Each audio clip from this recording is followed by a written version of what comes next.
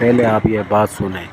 पिंडी के एक स्कूल में बच्ची स्कूल इस पॉड को लेके गई और इसका जो लिक्विड होता है जो इस फॉर्म में मिलता है जिसको इसमें फिल करते हैं और इस लिक्विड को उस बच्ची ने पी लिया और उसके बाद जब बच्ची बेहोश हो गई तो बेहोश होने के बाद स्कूल इंतजामिया ने बच्ची के पेरेंट्स को फौरी तौर पर स्कूल बुलाया और कहा कि ये आपकी बच्ची क्या कर रही है, ये क्यों ये चीजें जो है वो स्कूल में लेकर आई है और उसने ये अपनी दूसरी क्लास वालों को इम्प्रेस करने के चक्कर में पी लिया और उसके बाद ये बेहोश हो गई।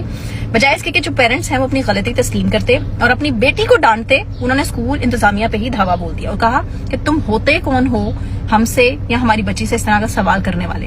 यकीन करें आजकल खुद ही पेरेंट्स नहीं चाहते कि उनके बच्चे जो है ना इज्जत की जिंदगी गुजारें या पुरसुकून मेंटली फिजिकली नॉर्मल हों। ये पेरेंट्स ही हैं जो अपने बच्चों को खुद नॉर्मल करते हैं और उसके बाद जब बात बहुत दूर तक आगे तक निकल जाती है ना तो फिर ये जस्टिफिकेशन दी जाती है कि बड़ा नॉर्मल हो चुका है। अब जैसे वीड का नशा मैं आपको किस तरह पहले भी वीडियोस में बता चुकी हूँ। ये मुस्तफा आमिर कत्ल केस में भी हकीकत खुल के सामने है कि कराची में कितना कॉमन हो चुका है।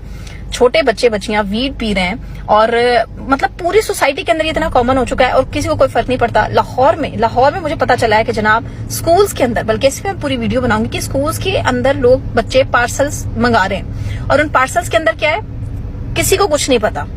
और क्यों बच्चों के पास वो पार्सल जाता है, बच्चे पार्सल खोलते हैं और उसमें बाकायदा नशावर अद्वियात जिनका बच्चे इस्तेमाल कर रहे हैं। मुकम्मल तौर पर इन चीजों को बैन होना चाहिए, लोगों को अवेयरनेस होनी चाहिए। कितने पेरेंट्स तो ऐसे जिन्हें पता ही नहीं होता कि वो इन बच्चों की सोबत में रहते रहते वो नशा करना शुरू हो जाते हैं और पेरेंट्स बेचारे सर पकड़ के बैठ जाते थे कब इनके साथ ये सब कुछ हुआ इनके बच्चों के साथ उनको पता ही नहीं।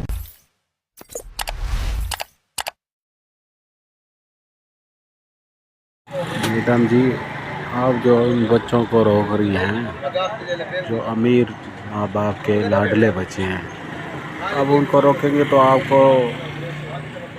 पूरा भला कहेंगे। उनके पास तो पैसा न पैसा तो ऐसे ही भी बोलता है ना, उनको आप रोक भी नहीं सकते क्योंकि आपकी नौकरी का मसला बन जाएगा, आपको बाहर निकलवा देंगे। उनको जो कुछ करना है बच्चों को करने दें।